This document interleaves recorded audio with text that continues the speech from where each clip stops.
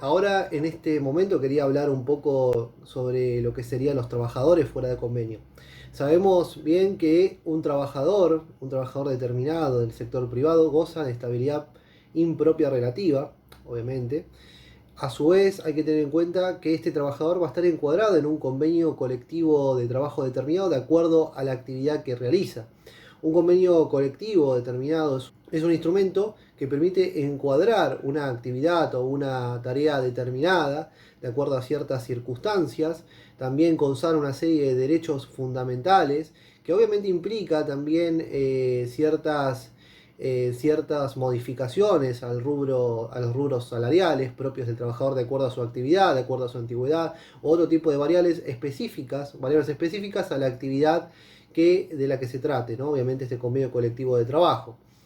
Ahora bien, hay ciertos trabajadores que pueden ser concebidos como trabajadores en relación de dependencia, obviamente, o trabajadores que son catalogados como de confianza, es decir, trabajadores muy cercanos al empleador principal.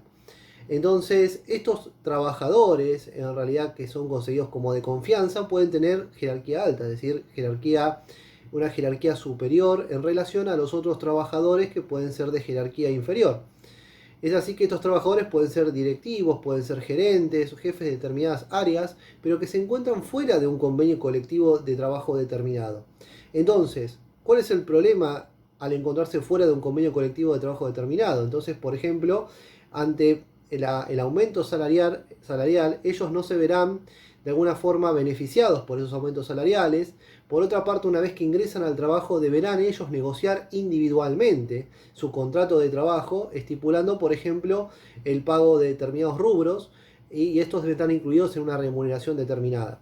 Obviamente que tenemos que tener en cuenta que estamos viviendo en un contexto a veces de una inflación que de alguna forma está erosionando el poder adquisitivo de cada una de las remuneraciones. Entonces, esas remuneraciones paulatinamente tienen que sino tienen que aumentar paulatinamente de acuerdo a la inflación determinada. Pero estos trabajadores, entonces, no serán beneficiados por los aumentos salariales y deberán negociar constantemente los aumentos salariales ante su empleador. Entonces hay que tener en cuenta que hay una disparidad negocial entre trabajadores y empleadores, no están en un pie de igualdad a la hora de negociar las condiciones de contrato de trabajo y entonces estos trabajadores de alguna forma están desamparados del régimen tuitivo y a su vez tampoco se está de alguna forma respetando el principio de igualdad que está consagrado convencionalmente y constitucionalmente. No solamente la igualdad formal, es decir, la igualdad ante la ley, sino una igualdad material en los hechos determinados, porque no existe igualdad entre los trabajadores, tanto de jerarquía superior como de jerarquía inferior.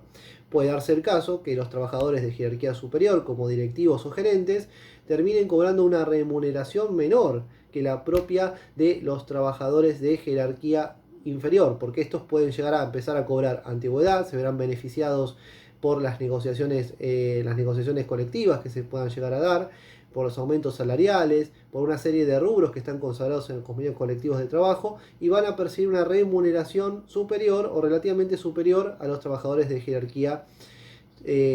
jerarquía superior.